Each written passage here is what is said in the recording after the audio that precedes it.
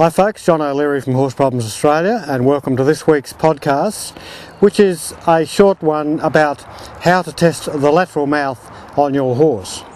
I test the lateral mouth on every horse that I handle. I also test the front mouth, but this particular podcast is about the lateral mouth, and without testing it you really don't know what you've got. And if you haven't got a lateral mouth, a top lateral mouth on a horse, then you haven't got safety and security, and you certainly can't stop them bucking. If you find that your particular roller that you buy, which are really not designed for the work, especially if you're using my mouthing system or my remouthing system, which comes out shortly on a 4-hour 20-minute double DVD, then consider this particular roller, which I have designed, had manufactured for cobs, ponies as well, and full-size horses.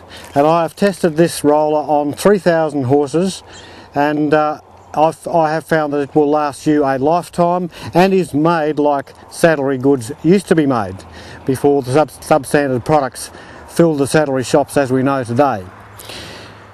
I'm not trying to push this to you, but if you do have trouble with the rings ripping out on your rollers and you cannot put the required amount of lateral pressure on the outside of the face of a horse to adequately test and truly test the mouth of the horse, the underlying mouth, then these are available on my website, and I've made them a pretty reasonable price.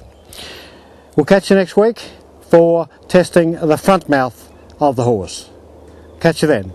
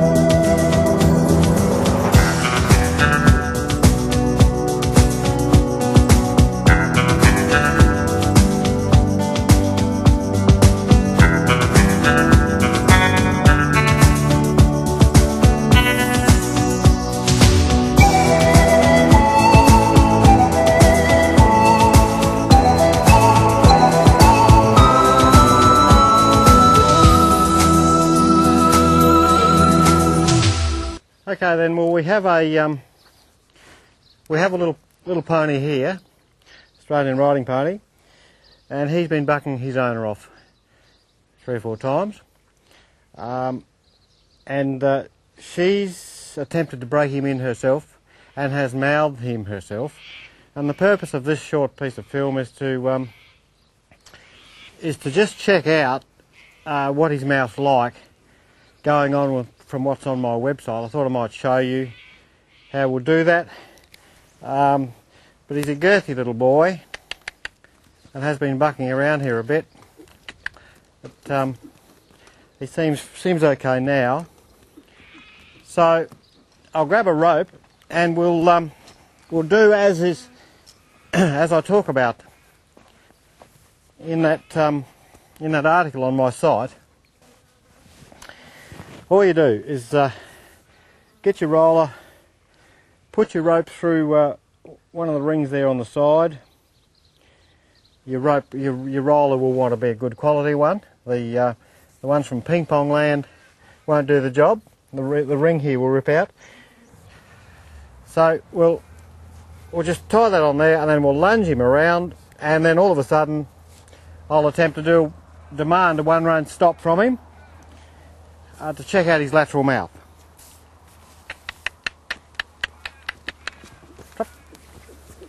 Not a bad moving little horse. I'll do it over the other side of the round yard here. Okay, so woo.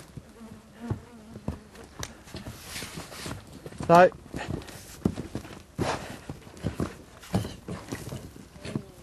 Whoa, steady boy, steady. So,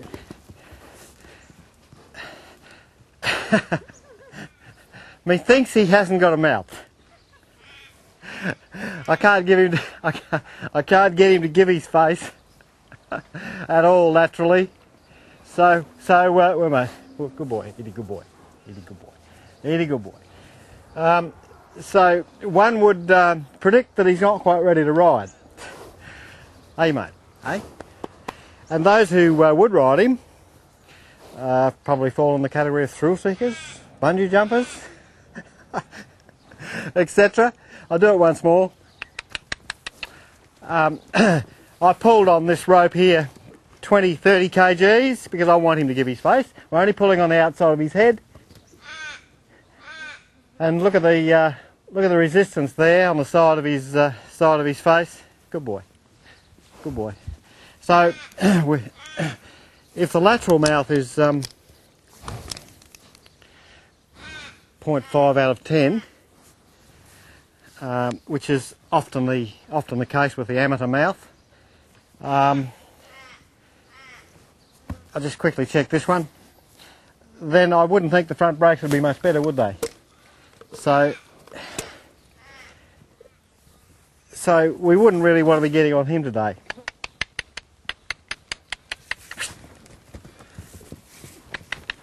Done. Good boy. I always forget to ask their names. Whoa, whoa.